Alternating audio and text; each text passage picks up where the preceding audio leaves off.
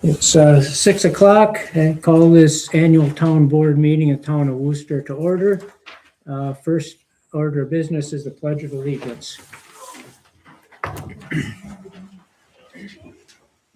I pledge allegiance to the flag of the United States of America and to the republic for which it stands, one nation, under God, indivisible, with liberty and justice for all. Roll call. Yep. Present. Russ Long. Here. And Regina Young. Okay. We have approved the 2025 annual board meeting minutes. Anybody see anything there that's?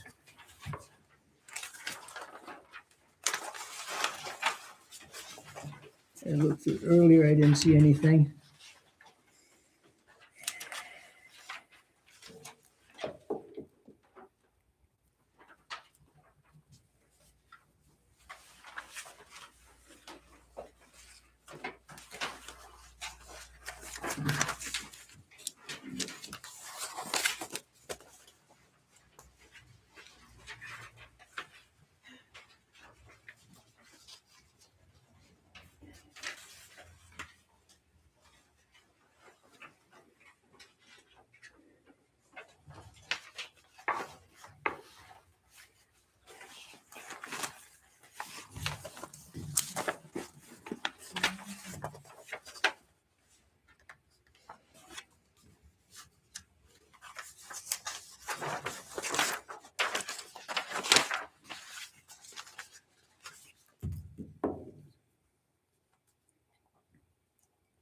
I'm good with it.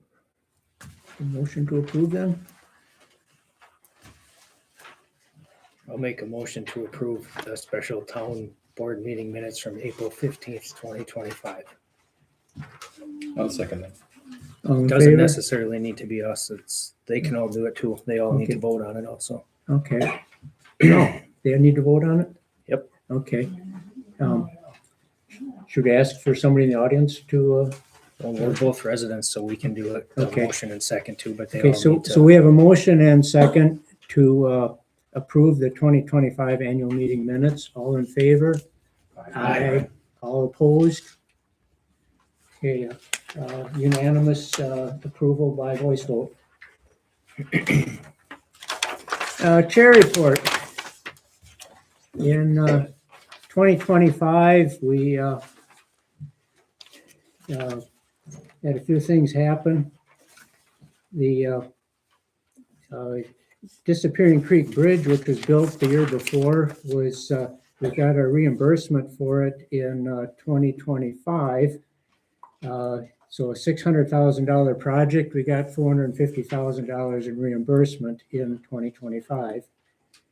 We received a $1.83 million grant for a project to upgrade Cranberry Lake Lane and Little Chicago Road.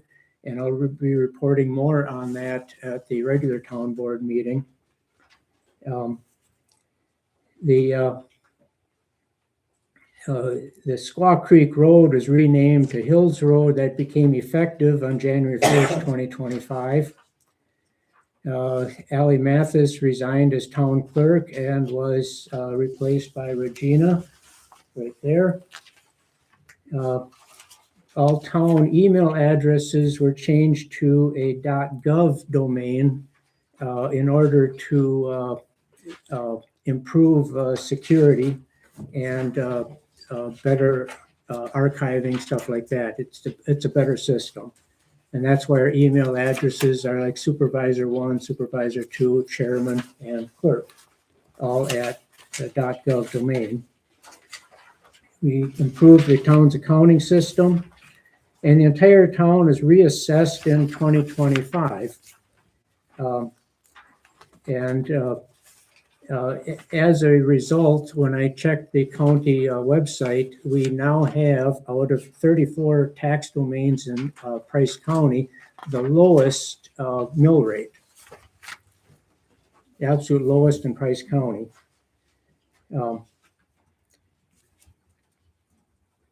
Let's see. We started the process of selling a 25-acre parcel of land up near the north end of Solberg Lake. And that is, process is finally getting close to the end at the regular town board meeting tonight.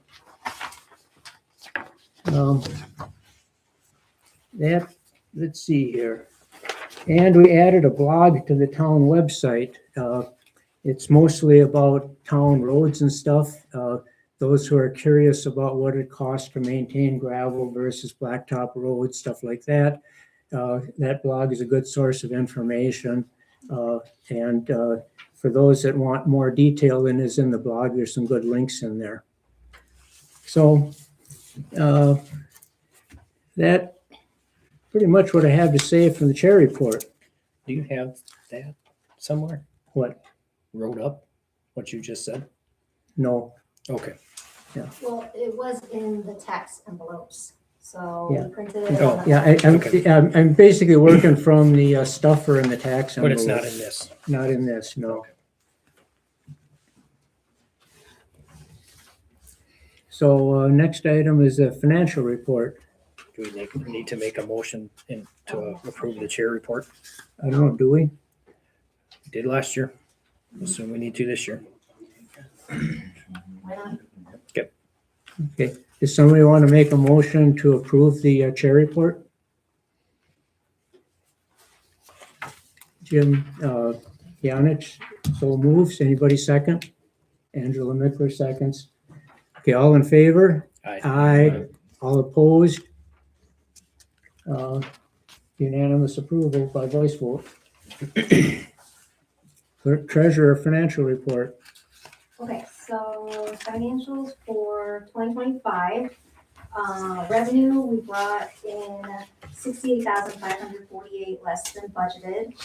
Expenditures, we spent $370,809 less than what was budgeted. Cash balances, checking account, you'll notice it's a negative 222. It actually wasn't a negative amount in that account. What happened was there was a third payroll that we weren't anticipating. It landed on holiday. So we either had the decision to pay our employees a day late or pay a day early. We chose to pay a day early. So we ended up transferring the extra money. It ended up being that year end that it shows a negative. Keep in mind, there was checks written that were still outstanding that ended up being cashed in January. So it wasn't actually a negative. So you're including uncashed checks as if they had been cashed. Right, we always do the cash balances Okay. because they were written. Money market account, $154,610.80. Tax account was $210,370.77, with a 2025 year-end cash balance of $364,759.45. And then you'll notice, we paid off all of our outstanding loans at the end of last year, by the end of last year.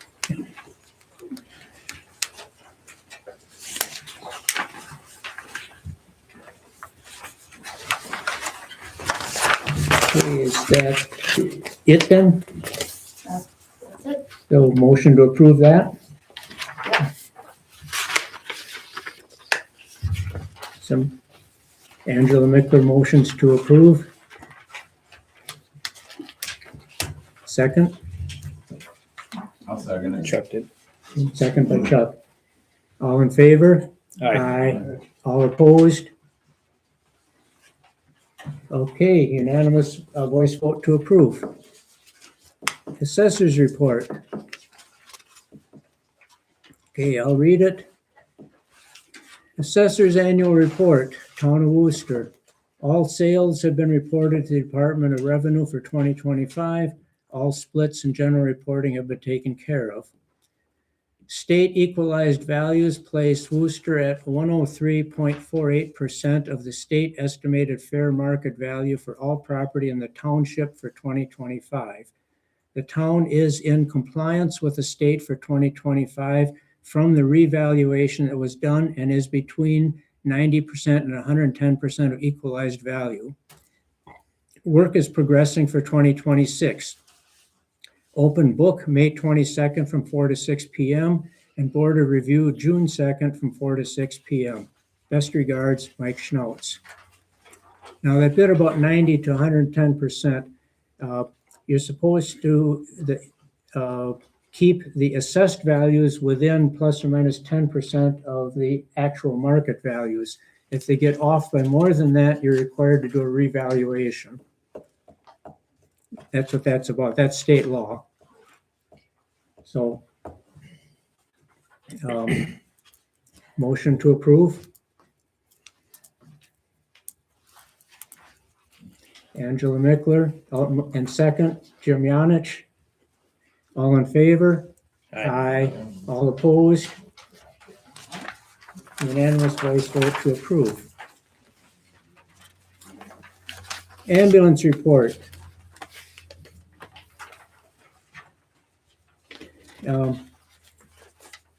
The ambulance service had 2 new ambulances delivered in 2023 and 2025. Normally, they try to deliver new ambulances 5 years apart and get 10 years out of each ambulance. However, there was a government grant involved. It was related to the COVID stuff, ARPA, and that shifted things around a little bit. So anyway, the newest ambulance cost $272,746. So, and they did not have enough cash on hand to make the final payment. So they had to take out a loan in August to cover, pay up, make the last payment on the newest ambulance. The way you buy an ambulance, there's like 3 or 4 payments, and the first payments on that one were in 2024. So anyway, they made 586 runs in 25, and out of those, 191 were not billed. And that is if you've, for those that read the newspaper, there's been discussion about non-billed ambulance runs. It's related to the fire department, the police department. But non-billed runs include lift assists, fire standby, gas leaks, medical alarm, false triggers, control burns, canceled before arriving, and 1 cat in a tree. And yes, the fire department had a big laugh over that one. Because the fire department showed up to rescue a cat in a tree.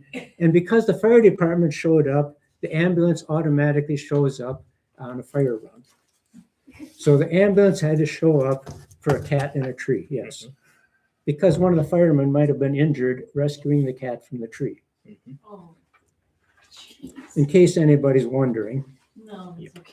And yes, this large number of non-billed calls is a topic of active discussion. Yep.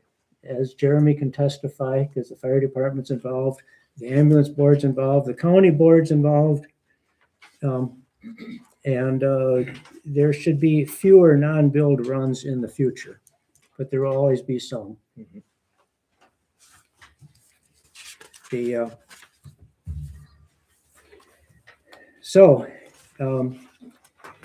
They started the year with $6,000 in 6 different bank accounts, and ended with $32,000 in those bank accounts, but with a loan out there. So they actually had a negative cash balance at the end of the year. But they are sufficiently staffed that, to the best of my knowledge, they're able to properly staff all calls. They spend, some of their calls are mutual aids for other ambulance services such as Prentice. Down in Prentice, they have difficulties finding EMTs available during the day because they have day jobs. And of course, when you're making, well, we're making 586 calls a year. That's like 12 calls a week. It's hard to answer all calls if you're an EMT with a full-time day job. So anyway, that is, and we got some other stuff in here about who's on the ambulance board, and a nice pretty picture. But yeah, that's the ambulance report. So motion to approve,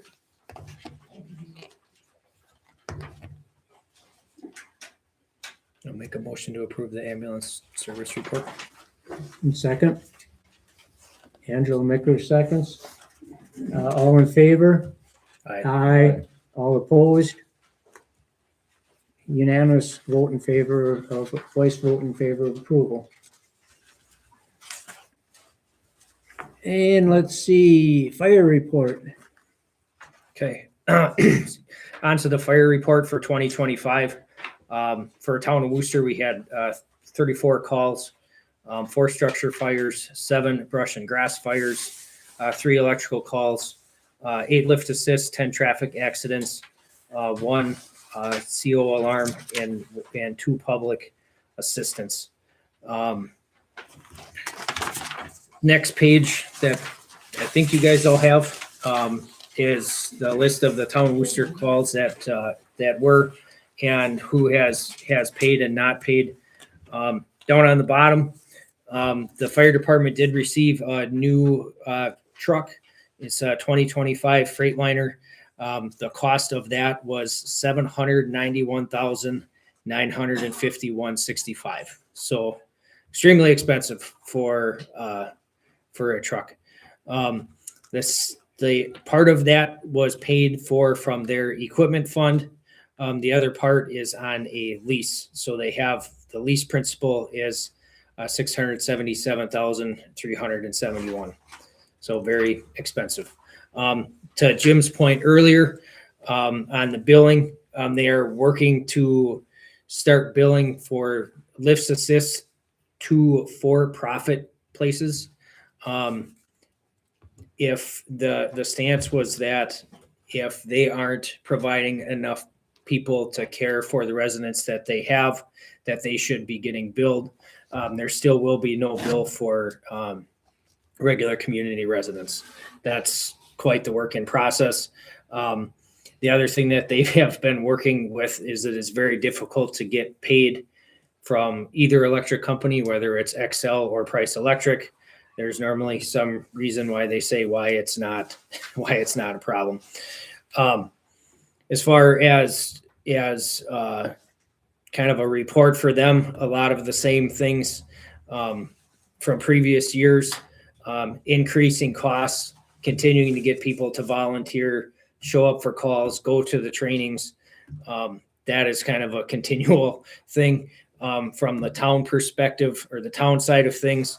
Having driveways cleared, making sure our residents know that they have their fire number presented correctly. Driveway access is good. I know that one that they recently had out on Peninsula, they struggled to get to the residents because the driveway was so poor. I don't remember if I made that comment in the road review No. about having that in the tax Yeah. bill, Oh, yeah.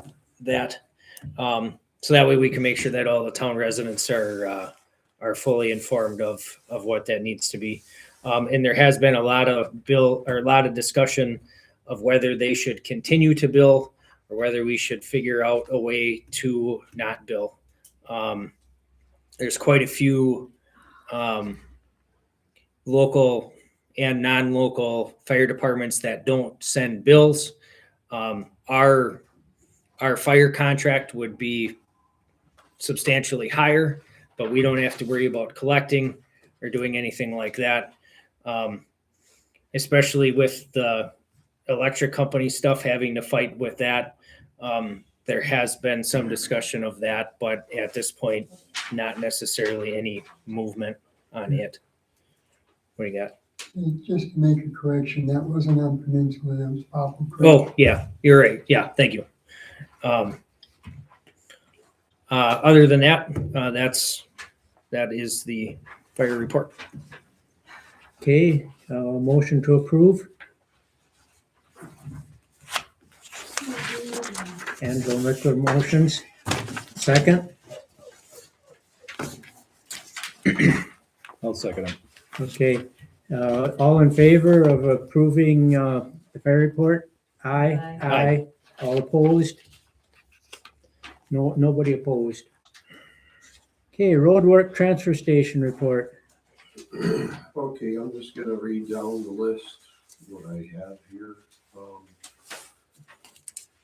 With a lot of our blacktop roads deteriorating, we've had to patch potholes about every 2 to 3 weeks. And therefore, as far as spring now, we're out of patch material and waiting for more to come. I did order it, so we're just waiting for the phone call to get it delivered. Then we did replace several driveway culverts on Little Chicago Road, preparing for the blacktopping there. And then we also did widen the Grassy Lake Lane entrance. Much nicer to plow that. Replaced rusted out culverts on Airport Lane and East Sulberg. Did some extensive ditching on Elderwood, and that has made a huge difference there. We put the guardrail back up on Elk River Terrace after the county replaced that large culvert for us. We found out that putting up new guardrail is very expensive, and it has to be an engineered to come and look at it, because you can't just put guardrail up. It has to be specified. And then on the other culvert that was replaced on substation, we got a couple of loads of rock, and we rocked the upstream portion of it, and we're keeping an eye on the downstream portion of it, and if it needs to be, we have readily accessible place that we could get rock from. Just a minute. Yeah, when you rip wrap a steep slope, you need broken rock, because round rock just rolls down the hill. So you have to find a place that's got broken rock, big chunks of broken rock, not gravel. Yeah. And we prepped Liberty Lane for blacktopping, gravelled it and replaced the culverts, and then there was actually one spot in that road where we had to dig it out because it's kind of hard to describe it, but it smelled like pig manure when we dug it out. It was really strange. But we were able to get that dug out and put crushed gravel in there and compact it good, and seems like it's holding up well. So we did a good job on that one. And we removed several large rocks from a lot of our forest roads. There was one that, or a couple that actually filled up the loader bucket halfway. They were that big. And the reason why we removed those is it's very hard to get a good grading done on the gravel. And also when you're plowing snow and the blade hits that, it sounds like a gun's going off in the cab of the truck. And we were on Hicks Landing and we got a few more to pull out, so there's more to do there. And then some extensive repairs on the boat landing dock on the Musser Lake boat landing on the end of Woodland. We did not know at the time. Someone brought it up to us that that boat landing is actually town property. So we spent a couple days there, and because it had actually shifted, the ice had actually shifted it onto the launch pad. So it was a hard time for people to get their boats in and out. And so we got that straightened out, and a lot of people came and thanked us for that. And last year I had to do the Pazer rating for blacktop roads. We had bridge repair on South Wooster, Little Elk Bridge on Little Elk Road. And those were things that the bridge inspector, there were things that he wanted us to do, and also to clear brush from the bridges because they want that down to a minimum so that the roots don't grow into the foundation of the bridges. And then we try to grade the gravel roads as much as possible when weather allows. And again, that compactor that we have on the back of the grader makes a huge difference. It seems like the gravel roads hold up a lot nicer.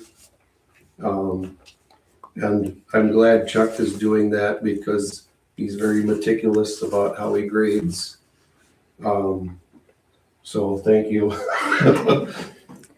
Just a point, if I may interrupt, when he talks about the weather, if the road is too wet, you try to plow it or grade it and it turns to mud and then you get potholes the next day.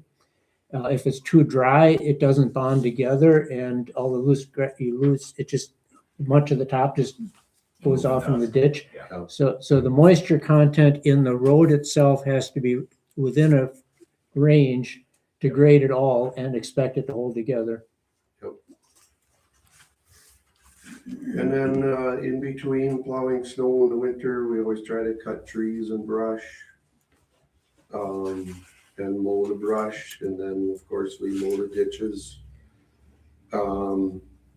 And we've started working on taking down high shoulders, not only on the gravel roads, but we're going to work on the blacktop roads as well.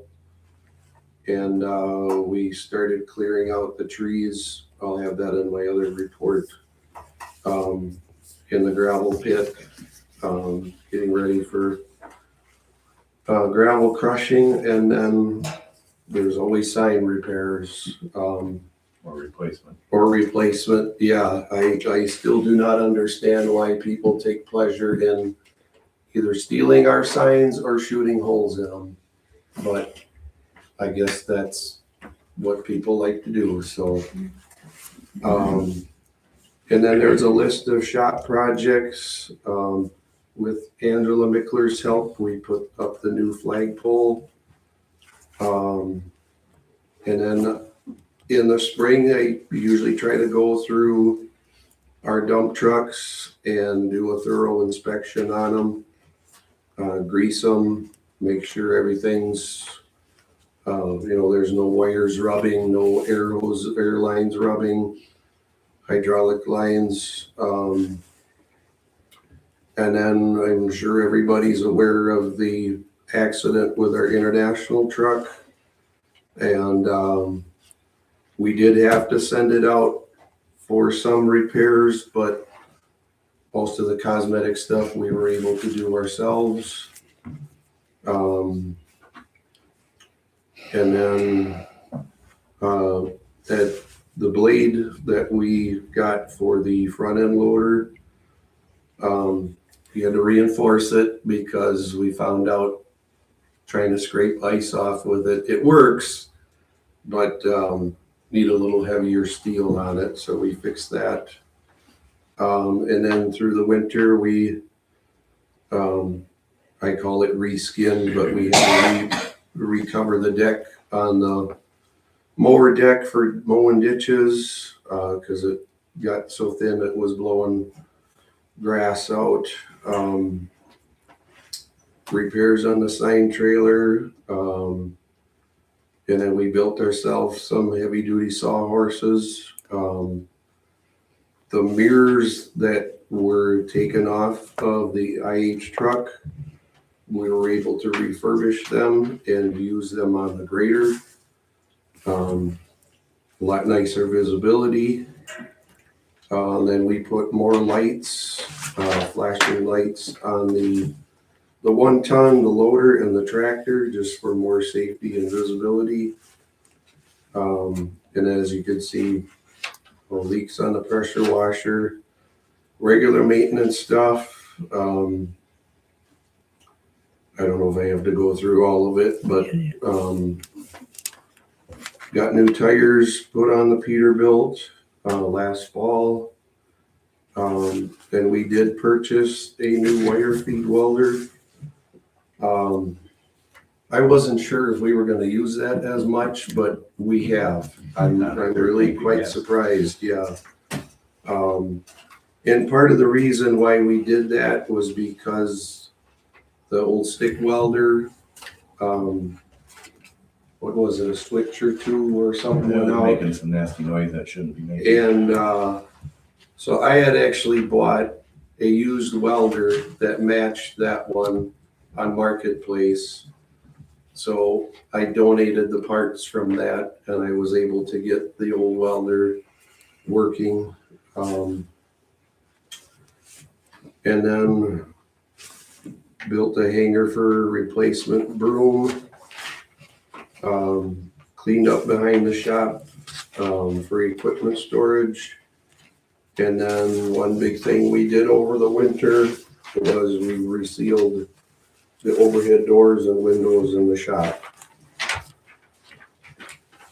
You do like the side, like the seals on the outside is what you replaced? Yeah. The door seals, they were tearing and coming off, yeah. And then the bottom, yeah. Because you could see daylight through it. So Sure. figured that was a good time to replace them. Mhm. Yep.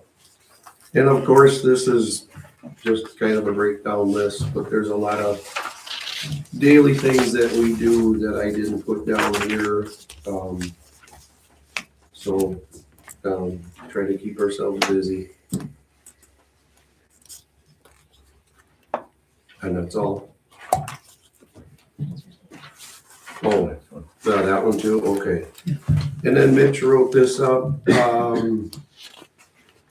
pretty much the same as last time. Price of recyclables has remained stable. And we continue to dismantle furniture and television sets and small appliances. In fact, we were there today and the new guy, what's his name? Yeah, he was, because Randy wasn't there. And so he was taking apart an old television. So just and they try to separate that and get as much of the metals out because it does bring a better price, you know, when it's taken apart. And as you could see, aluminum cans, batteries, circuit boards, copper and brass, sell that individually to increase revenue. The cardboard baler, everything seems to be working good there. In fact, when we were there today, they had quite a few pallets stacked up. So as soon as the road postings come off, they were gonna pick that up. And then, yeah, furniture, dumpsters working well. Burned a pile of brush. And then, good workers there. So, and I know people have complimented on how helpful everybody is there. So, and then I know we did get another dumpster to add to it just because in the summertime it gets pretty busy and they get behind on getting them emptied. So, Recycled cardboard, when you compress it into a bale, which weighs, I think, around 1,100 pounds normally. The price on that varies depending what recycled cardboard is worth, but that's a fairly high grade of recycled. Typically, a bale will get about $40 a bale, and plus they haul it away. yeah, And if we didn't put it in bales, we would have to pay how much to haul it away? Yeah, yeah, because you'd have to have a big dumpster for it. a couple of big dumpsters Yeah. for a bale. Yeah, So, Yep. that baler is definitely a good thing, and the paper industry likes corrugated yeah. recycled. As Mhm. far as the old magazines, that stuff, it's full of that paper is full of filler. You got staples, you got glue, and as a result, I think they take it away, but we don't get anything for it. Oh, At least okay. that's better than paying to get rid of it. Right, yeah. So Mhm. that is being recycled, Yeah, but it's not, it's much lower grade. Yeah. Okay, that's it. okay. So motion to approve the road crew and transfer station report. Just do it separate. Okay, motion to approve the road crew report. And second by Jim Yanich. All in favor? Aye. All opposed? Okay, motion to approve the transfer station report. And Jim, second. All in favor? Aye. All opposed? Silence. Okay, our next annual meeting, and the date of the annual meeting, by the way, is set in state law.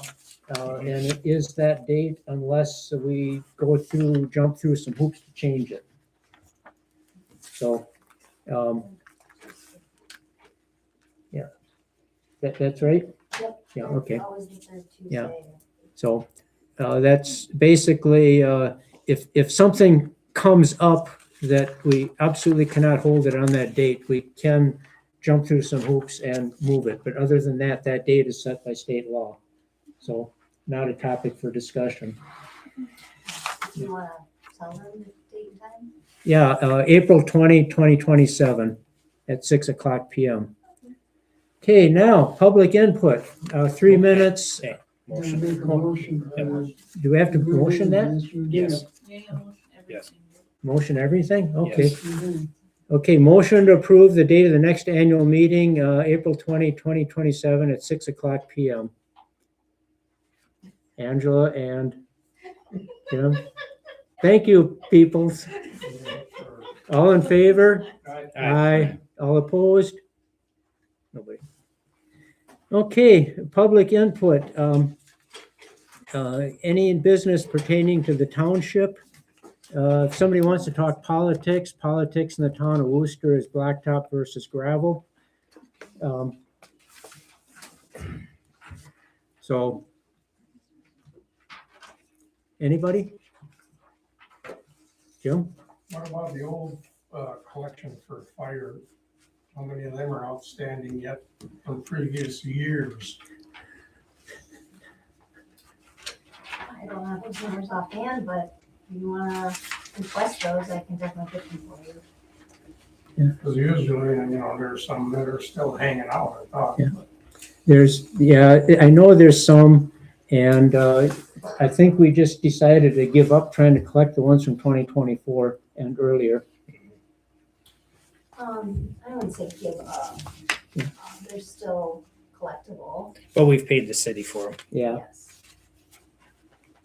And then most of them are people that non-resident. typically, they are, a typical case that's very hard to collect is when ambulance shows up for an accident typically on Highway 13, and there's no need to transport. They would show up if the fire shows up, and then it's from somebody from outside the area and many times outside the state. So good luck getting money out of them.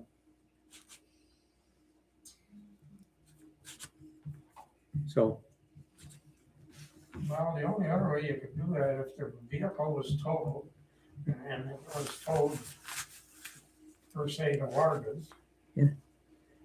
And before the insurance company would pick that up, you should put a lien against the dang thing. yeah, well, unfortunately, the process works, by the time we see the bill, we're way past that. No, that's not our fault, Yeah, that's yeah. And the this, fire department. that's why there's discussion of going to a non-billing way. Yeah. So that So way, what's that gonna do for the township cost? well, the township's overall contract is going to be higher. Yeah, but at the end of the day, there's none of this. There's no, we can't get this bill from these people, or the Price Electric or Excel won't pay, all those kind of things then just end up being not part of it. So in other words, then if they spend 6 hours or 8 hours at somebody's house fire, Right now, that's $500 an an hour. hour. Yeah, Mhm. Structure fires, we can add as a special assessment onto taxes. Yeah, well, you can do that as far as the fact if it's a, yeah, well, unfortunately, Jim, I think you've used up your 3 minutes. too bad. Anthony, On the pothole patching that we're doing like every 2 to 3 weeks, Neil mentioned that the roads and blacktop roads are in pretty bad shape. When are we gonna fix those right? well, here, I touch on this in the blog on blacktop roads, but if we wanted to keep our blacktop roads in good condition, we'd basically figure on a lot of our 25-year-old roads are only 1.5 to 2 inches thick. Nowadays, we're making 3 to 4 inches.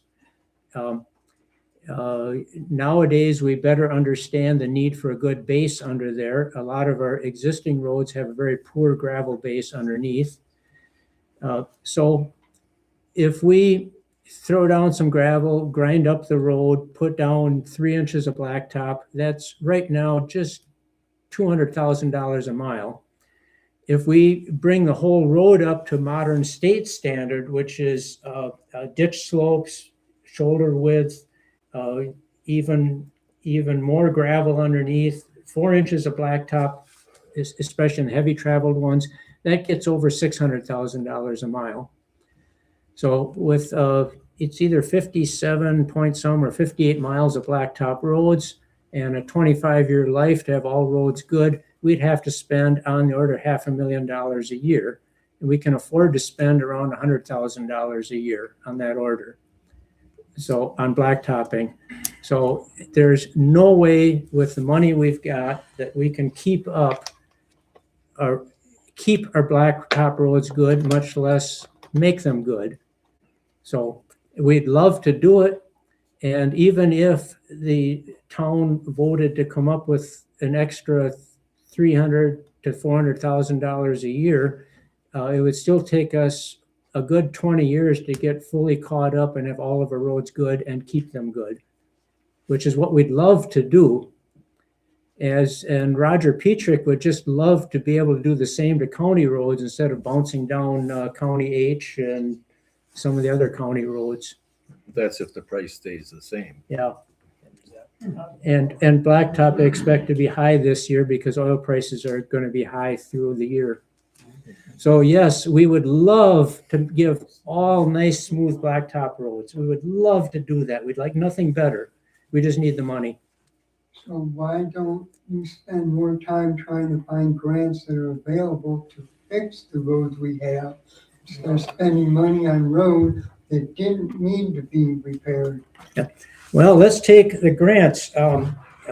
We applied for a Tri-S, Tri-D grant. There was something like $170 million worth of applications for, it was like 10 or $12 million available. So less than 10% of the applications got granted. And I believe, I'm not sure if Town of Flambeau got theirs, but I know we did not. There's also a Tri-Grant, Town Road Improvement Grant, under the Local Road Improvement Program that we got $28,000 last year. And that's worth up to 50%, maximum of $28,000. We got another one for this year for about $26,000, $25,886, I think.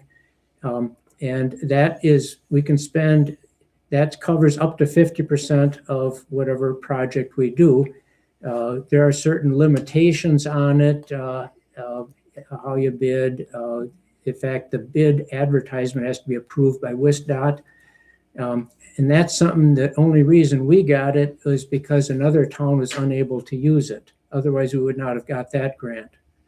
The ARIP program is way oversubscribed again. And those are the ones that I'm aware of. If you know of any others, I'd certainly like to know about it. I was just going to ask, are those the only grants that are available out there? And, The ones that I'm aware of. okay. The ones that I'm aware of. But normally when there's a grant program, they take care to inform all town boards and town clerks of the grants. The WSDOT has all of our contact information and they send the information out. The I know highway that commissioner's Bob normally Finkel- pretty good about telling Yeah. us about Yeah. when stuff is open for Yeah. enrollment and such. Yeah. Paul said he was going to be doing a lot of searching, trying to get other grants that are out there. And I'm just wondering what happened with that. And all of a sudden we're redoing Little Chicago Road. Nobody else is getting nothing done. I mean, we can beat that with a club, but Yeah. one thing I did want to say, I want to mention, when you had the meeting with Pete Hanisch here, and he was talking about different ways of going back and forth to set up a pattern for how you're plowing and going past this and going to do that, because that's a heavily traveled road. Neil did mention about Sheep Ranch Road. He did say about Hardwood Ridge. He doesn't plow Hardwood Ridge that often when he's out there because the guy doesn't live there. Now, there's a fire up there and that road hasn't been plowed. Somebody's going to be hearing about it. Because that guy's got a lot of property he pays taxes on, and that road should be maintained all the way up there. Whether he's there or not, should he be calling in and say, hey, I'm coming up tomorrow, make sure my road is plowed? No, just skipping stuff doesn't cut it. You're being paid to maintain all these roads. They need to be maintained properly when they're supposed to be done. Not, well, I'll do it next time. That don't cut it. Because if there's a fire, tell you what, that video is going to be online. Okay, well, you've made your point and used up your 3 minutes. Actually, there is no 3-minute limit on annual meeting, only on monthly meeting. No, That you need to look up, there can be. but there isn't. There is.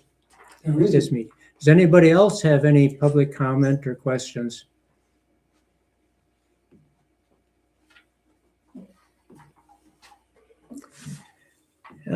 In that case, no, you guys are part of the public. Do you have any questions or you want to bring up?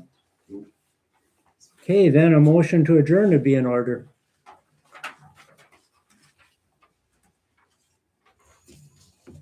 Make a motion to adjourn the annual meeting. At 6:49. Second? Angela Mickler seconds. All in favor? Aye. Aye. All opposed? No. Okay, this meeting is adjourned.